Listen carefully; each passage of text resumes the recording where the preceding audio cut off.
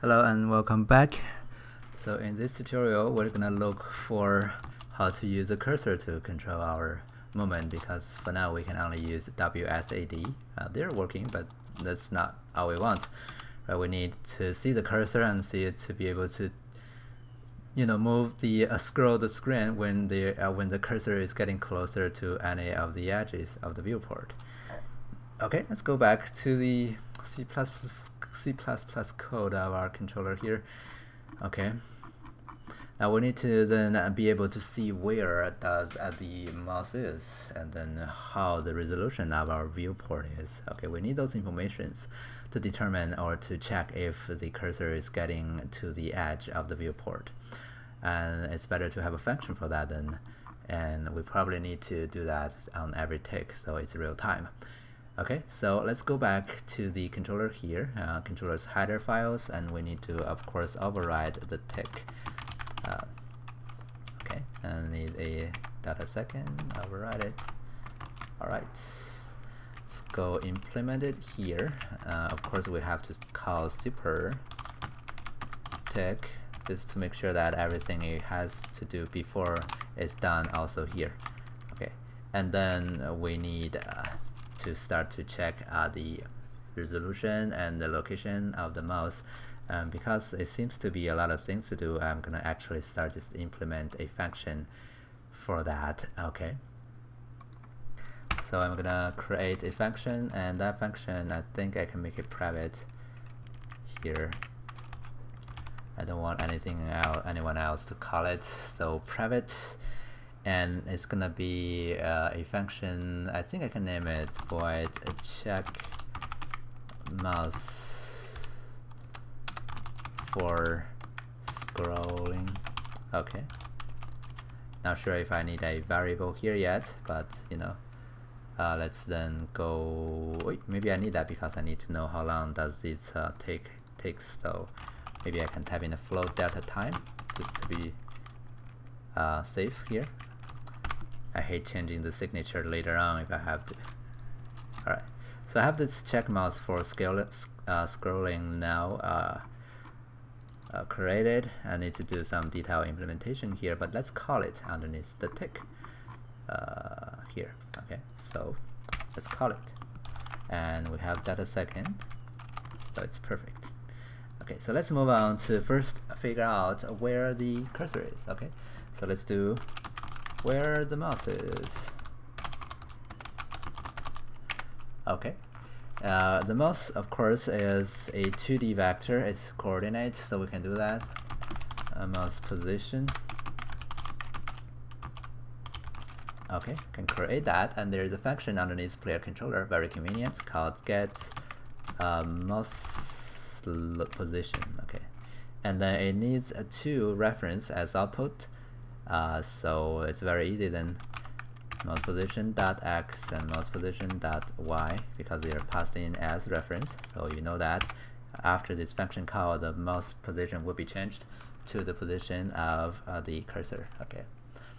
All right, and then after that, we of course wanted to maybe check it and see if it's actually working. If that's something you are developing and you're not sure, you can always check it, right? So we can do a UE log, UE log, and we just use the default category log temp, and then warning, and then text. And text will be the coordinates.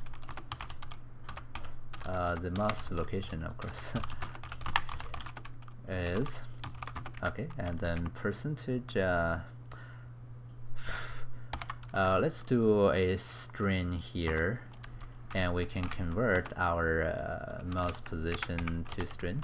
There is a function for that, very convenient class.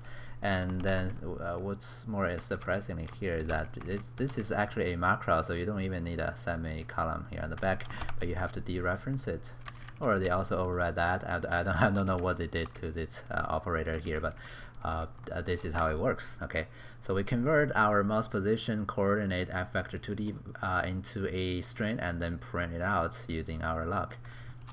Alright, and because it's ticking here, so we should be able to see that now. Let's do compile it.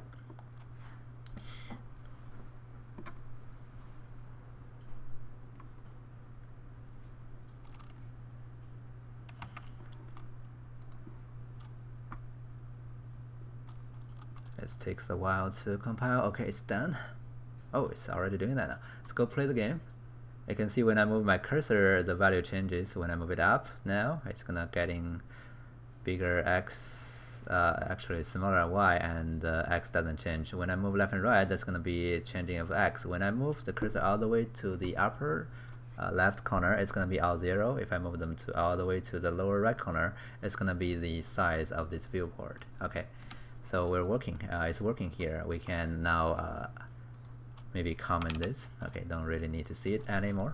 So we got the correct mouse position. Let's also get the resolution of our viewport, and it's actually also very simple.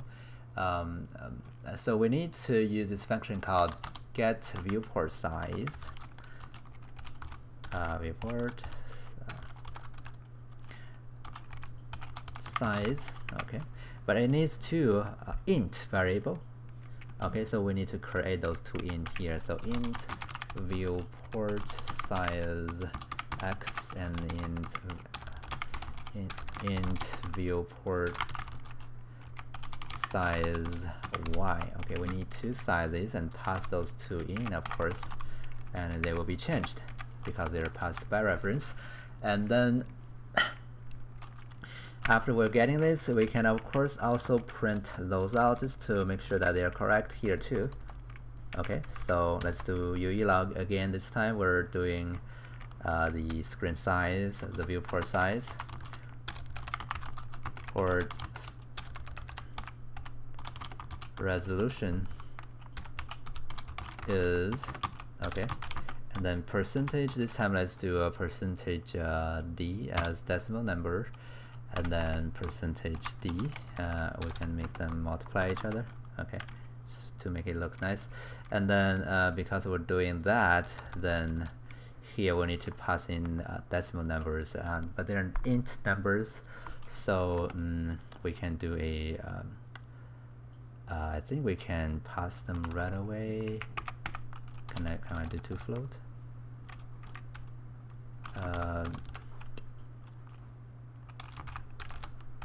Not sure if I can make float fmass to float.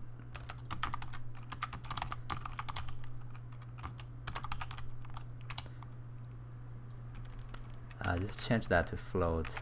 Okay, I can use this function, although it doesn't seem like to be super necessary. I just want it to be the type to be super clear. Okay, so viewport size x. Do the same thing for the y.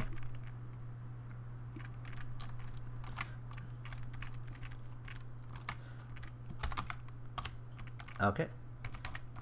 All right, let's do compile, and then we can run it again and see if we're getting a real-time update of the resolution of our viewport. Okay. So basically what it does is just getting the viewport says x and y and store those things into two variables. Now if we go play, the viewport resolution is 0 multiplied by 0. Okay, that's not cool. I think that's because of the thing here. Right, let's just make things simpler then. We're doing percentage d, which is decimal number. I think maybe we can do percentage f. If we can do that, it's going to be float, I think. So let's change those two to float, and that should be better now if that's what they want. Or we can create float numbers from there. Either way, should be a working. So let's wait for it.